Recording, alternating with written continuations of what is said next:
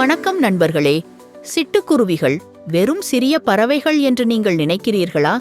அவற்றில் சில உங்களை முற்றிலும் ஆச்சரியப்படுத்தும். 1வது சிட்டுக்குருவிகள் தூசி குளியல் எடுக்கின்றன. சிட்டுக்குருவிகள் தங்கள் இறகுகளை சுத்தமாகவும் ஒட்டுண்ணிகள் இல்லாமல் வைத்திருக்கவும் தூசி குளியல் எடுக்க விரும்புகின்றன. மணல் விருந்தில் வேடிக்கை பார்ப்பது போல அவை வறண்ட மண்ணில் சுற்றித் திரிகின்றன. 2வது, அவை வேகமாக பறந்து விரைவாக திரும்பும். சிட்டுக்குருவிகள் சிறியதாக இருக்கலாம், ஆனால் அவை சுறுசுறுப்பான பறக்கும் பறவைகள். அவை இறுக்கமான இடங்களில் வேகமாகச் சென்று விரைவான திருப்பங்களைச் செய்யலாம். இது வேட்டையாடுபவர்களிடமிருந்து தப்பிக்க உதவுகிறது. 3ஆம் சிட்டுக்குருவிகள் சிறந்த பாடகர்கள்.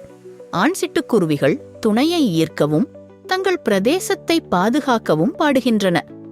ஒவ்வொரு சிட்டுக்குருவிக்கும் அதன் சொந்த தனித்துவமான பாடல் உள்ளது, ஒரு தனிப்பட்ட ரிங்டோன் போல. 4வது, அவை மனிதர்களுக்கு அருகில் வாழ்கின்றன. பல காட்டுப்பறவைகளைப் போலல்லாமல் சிட்டுக்குருவிகள் உண்மையில் மக்களுக்கு அருகில் வாழ விரும்புகின்றன. அவை பெரும்பாலும் நகரங்கள், பூங்காக்கள் மற்றும் கொல்லைப்புறங்களில் காணப்படுகின்றன. 5வது, அம்மாவும் அப்பாவும் குழந்தைகளுக்கு உணவளிக்கிறார்கள்.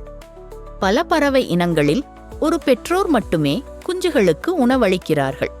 ஆனால் சிட்டுக்குருவிகள் ஆண் மற்றும் பெண் இரண்டும் இணைந்து தங்கள் குஞ்சுகளை பராமரிக்கின்றன. 6வது, சிட்டுக்குருவிகள் நீந்த முடியும். அவை வாத்துகளைப் போல நீச்சல் வீரர்களாக இல்லாவிட்டாலும் சிட்டுக்குருவிகள் சிறிய நீர்க்குட்டைகள் அல்லது பறவை குளியல் தொட்டிகளில் துடுப்பு போடுவதை காணலாம். இது அரிதானது, ஆனால் அது நடக்கும். 7, அவற்றின் கூடுகள் குழப்பமானவை ஆனால் வசதியானவை. சிட்டுக்குருவிகள் காகிதம், இறகுகள், புல், சரம் மற்றும் பிளாஸ்டிக்கை பயன்படுத்தி தங்கள் கூடுகளை உருவாக்குகின்றன.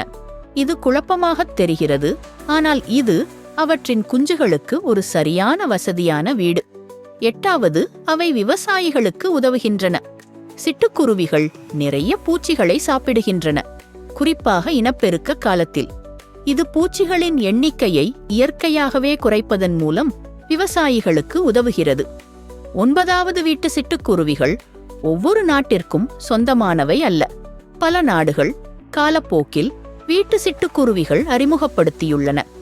உதாரணமாக, பூச்சி கட்டுப்பாட்டிற்கு உதவுவதற்காக அவை 1800களில் வட அமெரிக்காவிற்கு கொண்டுவரப்பட்டன. 10வது, அவை தங்கள் வீட்டிற்கு விசுவாசமானவை. சிட்டுக்குருவிகள் பெரும்பாலும் வருடாவருடம் கூடு கட்டும் இடத்திற்கு திரும்பும். சில சமயங்களில் அதே துளையிலோ அல்லது கூரை பிளவுகளிலோ தங்கள் கூட்டை மீண்டும் கட்டும். என்ன நண்பர்களே, சுவாரஸ்யமான தகவல்களை தெரிந்து கொண்டீர்களா? இதே மாதிரி நிறைய பயனுள்ள தகவல்களை தெரிந்து கொள்ள எங்களுடைய சேனலை சப்ஸ்கிரைப் செய்து கொள்ளுங்க.